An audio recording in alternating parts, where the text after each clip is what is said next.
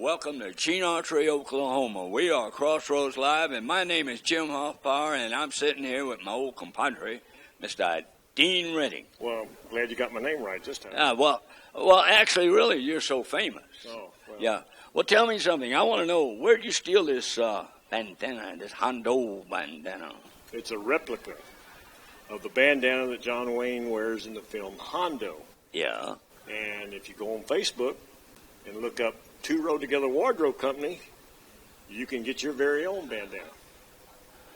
I see how you looking at it. I don't want one. Okay. All right. I'll tell you what. No, I'm kidding. No, I'll tell you what. I wanted to ask you a little bit. Can we talk about the TV series that you've been working in? Well, I worked on a TV series with Pierce Brosnan called The Sun. It's on AMC. It's running right now. And had a great time. And looking forward to, hopefully it comes back again in September so we can work on it again. Yeah, well, maybe we can. Maybe they'll hire you this time. Then I'd have hard up. Oh. But anyway, we want to welcome everybody here to Gene Autry. We got a lot of great people here. So what are we doing here? Well, we're supposed to be meeting with James Drury. Okay, the we're Virginian. Gary Clark. Played Steve on the Virginian. Right, and the beautiful Rebecca Shore. Well, that's right. Yeah. She's here. She's here. I saw her on a Father Knows Best episode. Yes. The other day. Yeah. And Bud picked her. Picked her. Over the blonde-haired gal. I would have, too. Yeah? Yeah. I knew you would. Yeah. And, but anyway, she also, for those who don't know, played Ricky Nelson's girlfriend. Oh, I didn't know that. You didn't? No. And you're a film historian. Well, I try. You try. Well, I'll tell you what. Anyway, who else we got? I saw Gabby Hayes running around a while ago. Yeah, and Bob Steele. And Bob Steele. They're looking good. Yeah, so, I wonder how many people out there know those names. Well, I'll tell you what, we do, don't we? Oh, yeah. We do. But we're old. Well, I was just going to say we like old westerns. Oh, okay. Okay. And I hear today at 2 o'clock, a rumor running around that they're playing a movie that I happen to be in called Sundown. Today, I'm out here with my pal Danny Boy, and we have a message for you from the American Lung Association. If you don't smoke, don't start. And if you do smoke, find a way to stop. Now, we know that it's not easy, so check with your doctor. He'll be the first one who'll be glad to help show you the way. Now, for a better quality life and a longer life, stop smoking today. So, for me and Danny, to all of you, good luck, God bless, and here's hoping we see you at the Crossroads.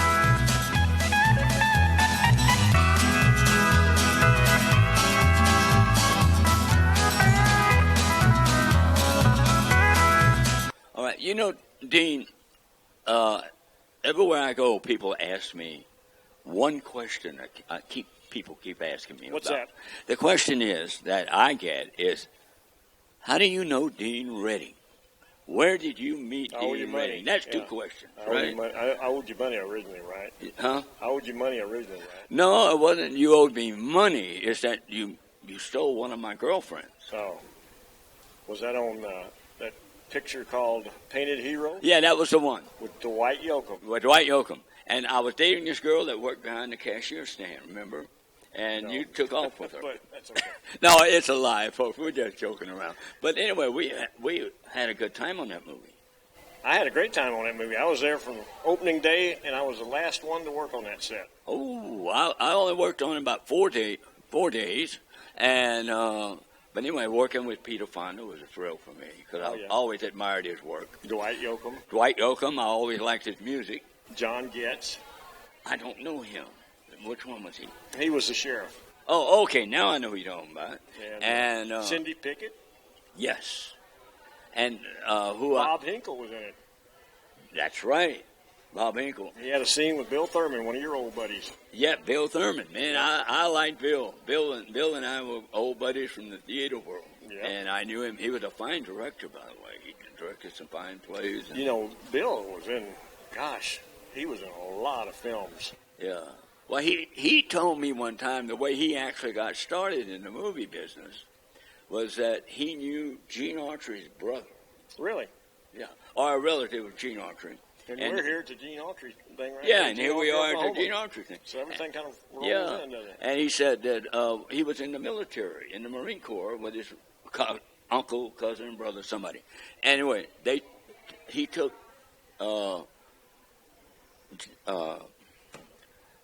what's his name? And up to the Gene Autry's house. Bill Thurman? Yeah, Bill Thurman took him up there, and Gene was impressed with him. Okay. And he said, "Well, what are you doing when you get out of the military?"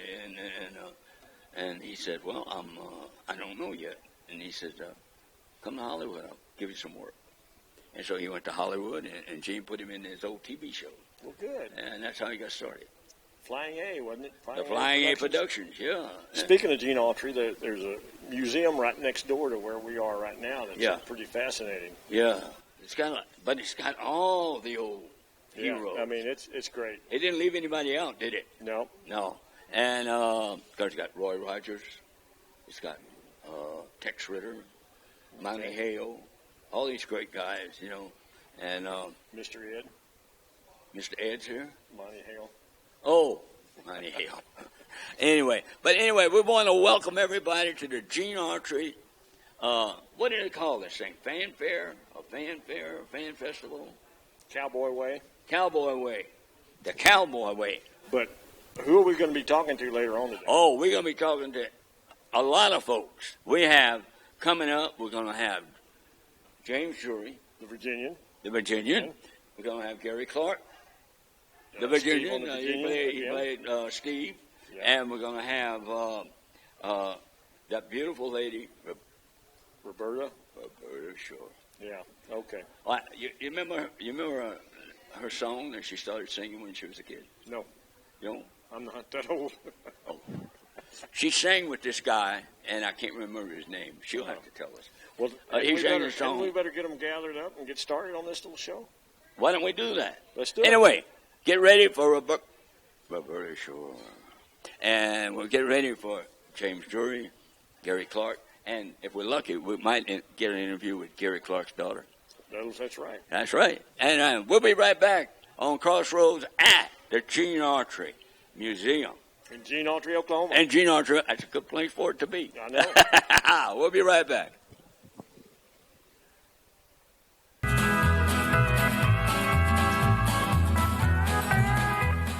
Howdy, folks. My name is Jim Hoffpauir. Today I'm out here with Danny Boy, out here at the Crossroads Ranch. My request is this.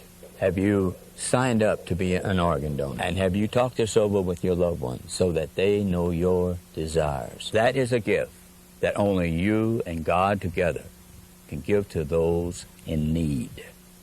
So, till we meet again, good luck, God bless, and we'll see you at the Crossroads. Let's go, Dan.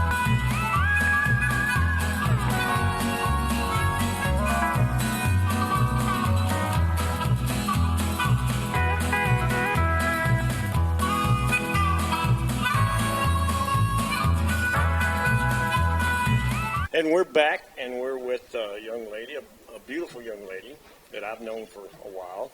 And this is Ava Amoreaux. You almost said Ava Gabor or somebody. But I'm so used to, well. Yeah. But anyway, and she is the daughter of someone you know. Well, I met Gary Clarke. That's right. Yeah. And y'all live in the same house? Yes, we do. For a little while longer. I'm going to be moving to Seattle next Monday, actually. Oh, well, let me ask you this about that. Did you grow up in Texas or did you grow up in Hollywood? Well, I actually grew up in Phoenix, Arizona. We lived there until I was 14 years old. I was a freshman in high school when we moved, and then we moved just south of Austin, and I finished up high school there, and we've been living there ever since. So you have a theater background? Have you did plays? Yes. I graduated from Texas State University, and I got my Bachelor of Fine Arts in acting, and it's actually one of the best acting programs in the country. It's like we call it Texas State's best, how would you say it? Best well-kept secret sort of thing? Best kept secret? Because you've got some fabulous instructors there at Texas State. Yeah. No doubt about that. But I wanted to ask you something. You said you grew up in Phoenix. You know that your dad and I worked on the same TV series in Phoenix. Well, I didn't know that. Young Riders on Really? ABC, yes. Oh my gosh, Dean, I didn't know that. Yeah, I worked on it, 1991 or 2, I don't know, something like that. Oh, wow. And then I found out your dad worked on it. And we were like, ships passing in the night. I was just going to say, did you guys ever cross paths? If we did, I don't recall it. Wow, that's so awesome. And then I remember seeing your dad in Tombstone. Right. But the casting director there was Holly Heyer. Mm-hmm. And I knew Holly real well. And she cast me in a couple of different things. And of course, Gary lived there. And then y'all moved to Texas. Yep. So it's a great place to. But what are you doing here today? Well, today I am, I guess you could say I'm acting as my dad's manager here at the Cowboy Fest. So your dad's making a personal appearance here today? Yes. Oh, Yes, good. he is. He's And in the other room right now. Oh, good. And we're going to talk to him later. Awesome. Good. You got any more questions? Oh, yeah.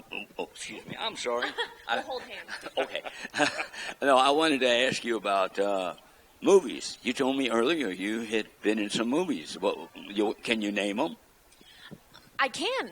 They're short films right now. They're on the film festival route. Oh, I've been in probably a dozen of them, and I can't name all of them offhand, but a handful of them my dad actually wrote and produced, and we worked on those together, and that was a real treat. Did you work on Billy and the Bandit? I did work on Billy and the Bandit. I played Billy's mom, Molly.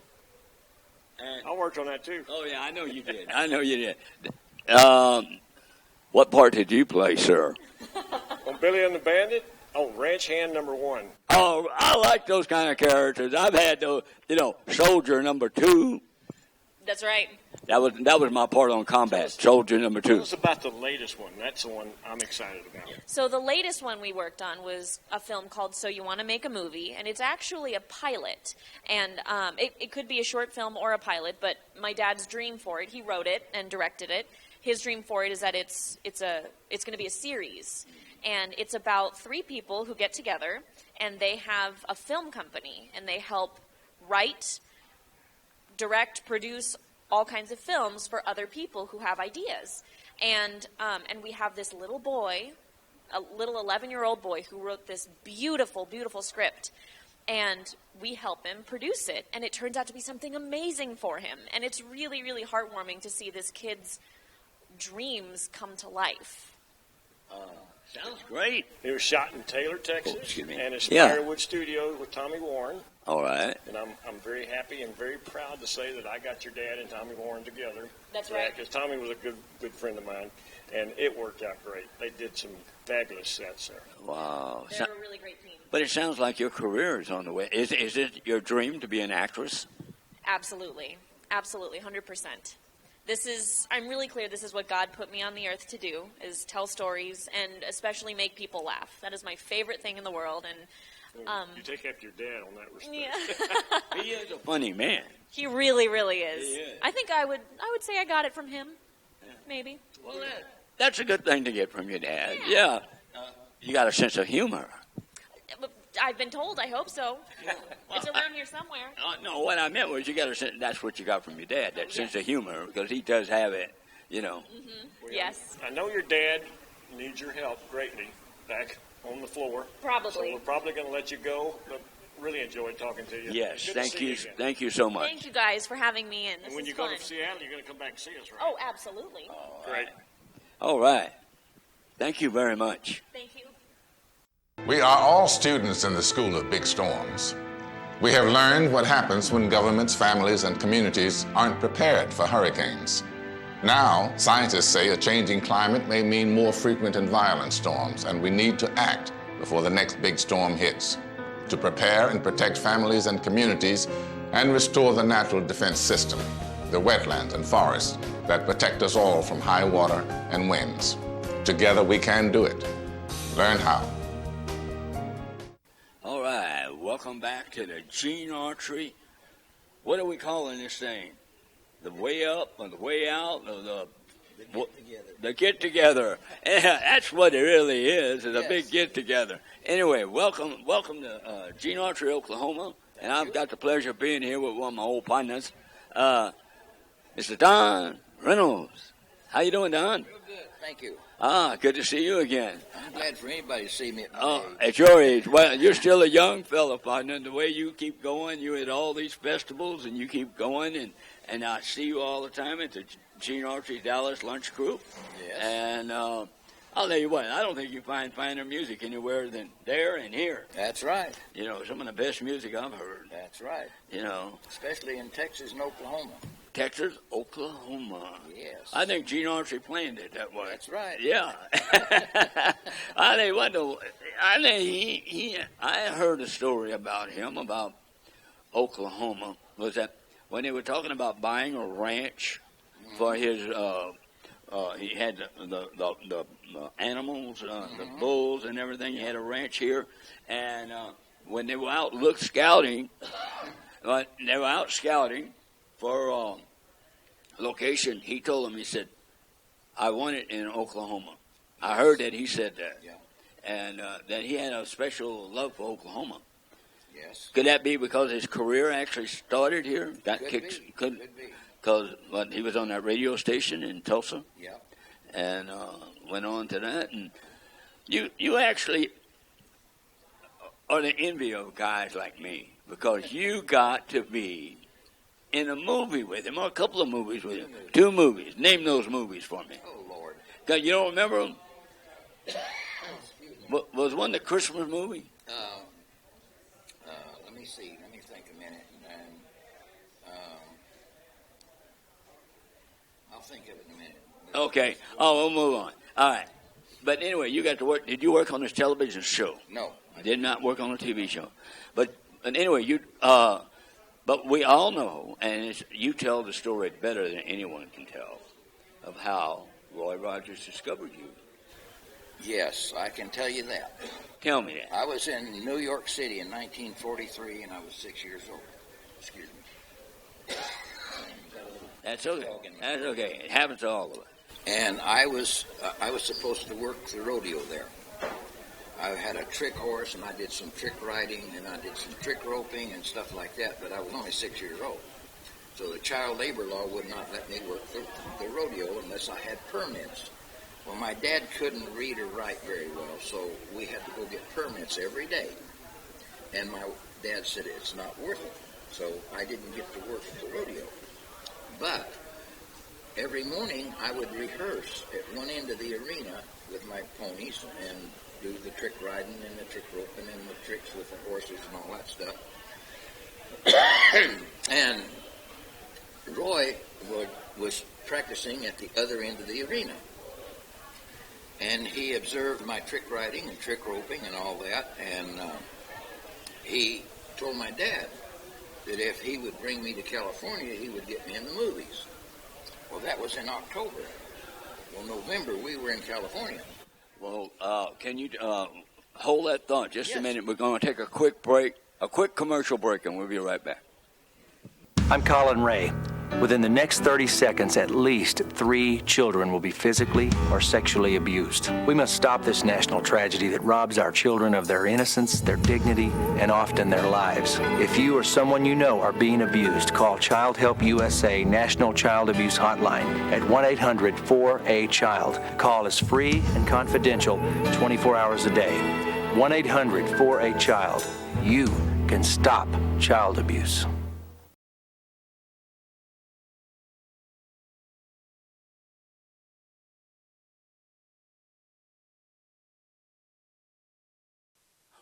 And welcome back to Crossroads Live. I am here with a good buddy of mine, Mr. Don Reynolds. How'd it do? How you doing, Real good. Yeah, I'll tell you what. You told me a story yesterday when we were having lunch over there about you going to California. Why don't you share that story with our audience? I just think it's wonderful. Well, in 1962, I went to work for a private high school for boys. I worked there till 1974, and I had a fella there that I learned a whole lot from in the horse department. Every kid that came to school, their first year, they had to own a horse. And when I came there was 118 students and 78 head of horses. When I left, there was 240 kids and 174 head of horses. Yeah. And so we taught kids how to ride. We did camping trips. We did parades and stuff like that. Horse shows. Everything that you can do with a horse, we did there. And anyway, I worked there for 12 years, and my friend Jess Cale, who was my boss, he was there about 30 years. And they dedicated a big, nice arena there with bleachers and announcers booth and lights that we never had and all that stuff. They dedicated it to Jess Cale, my boss. And so I went to the dedication, and it was really quite interesting. Yeah. But I took out camping trips. I took took kids to horse shows. We taught kids if they wanted to learn anything about a horse, English, Western, it didn't matter. We taught them. And all they had to do was say, I want to do this, and we would show them how to do it. Like I say, the first kids there, the first year there, all the kids had to own a horse, whether they were in the 11th, 12th, 10th, 11th, 12th grade. Especially the freshmen, they had to have horses.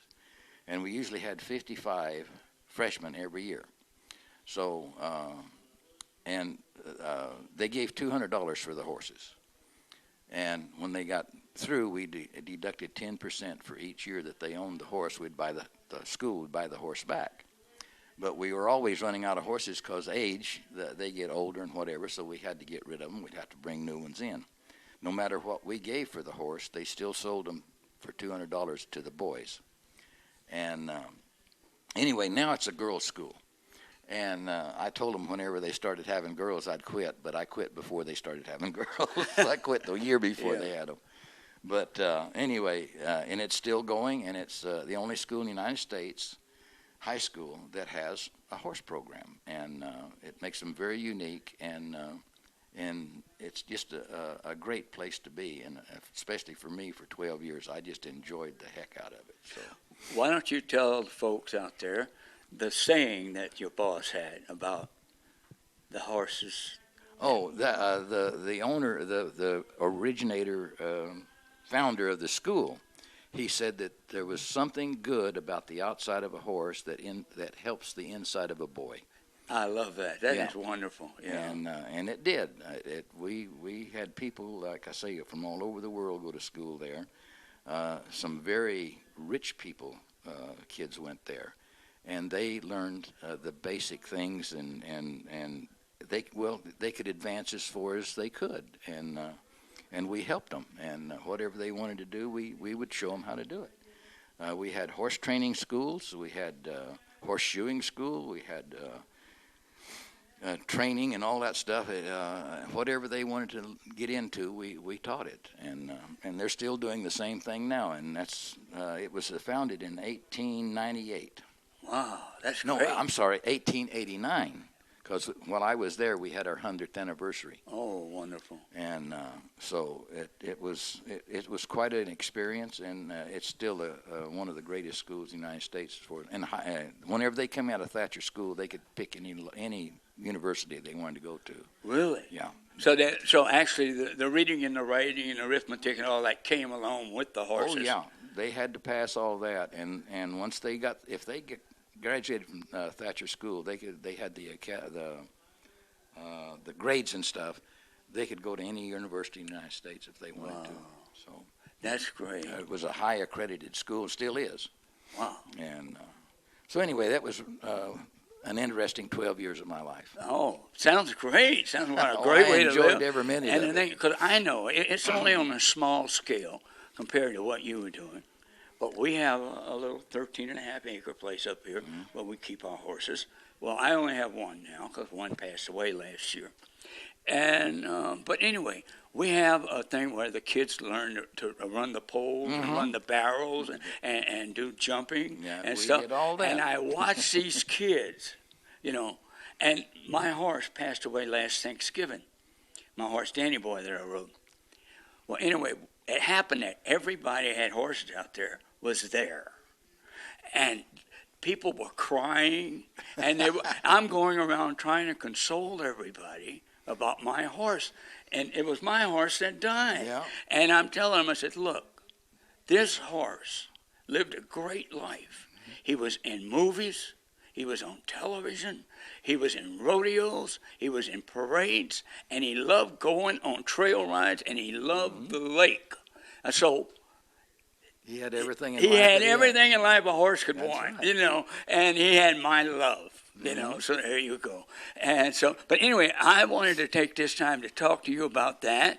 And I'll tell you what, we're going to take a quick break, and we're going to have Mr. Buck, Good. the big man, come up and have some conversation with you. Y'all going to talk some cowboy talk. Right. All right. And we'll be right back with more from Crossroads Live and Don Reynolds.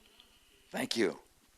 Music speaks a universal language and forms the soundtrack of our lives. Brings joy, hope, and healing. However, the future of music is in jeopardy. Illegal downloading and file sharing have already cost over 70,000 industry-related jobs. And the U.S. economy loses $30 million a day. Let's work together and keep the music playing. Please download and share music responsibly. To learn more, visit SaveTheMusicAmerica.org.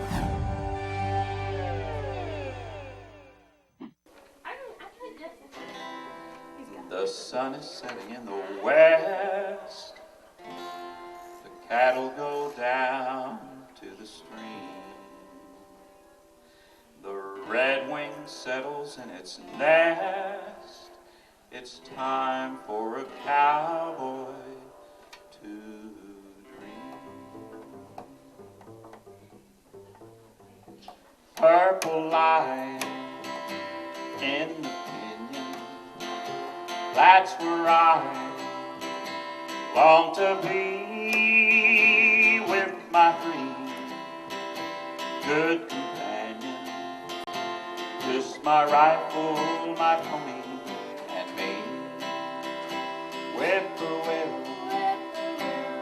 in the willow sings a sweet melody, riding to and the willow, just my rifle, my pony, and me. Gonna hang my sombrero to the limbs of a tree, coming home, sweetheart darling, just my rifle, my pony, and me. No more cows to be roping, no more strays will I see round the bend. She'll be waiting for my rifle, my pony, and me. For my rifle, my pony.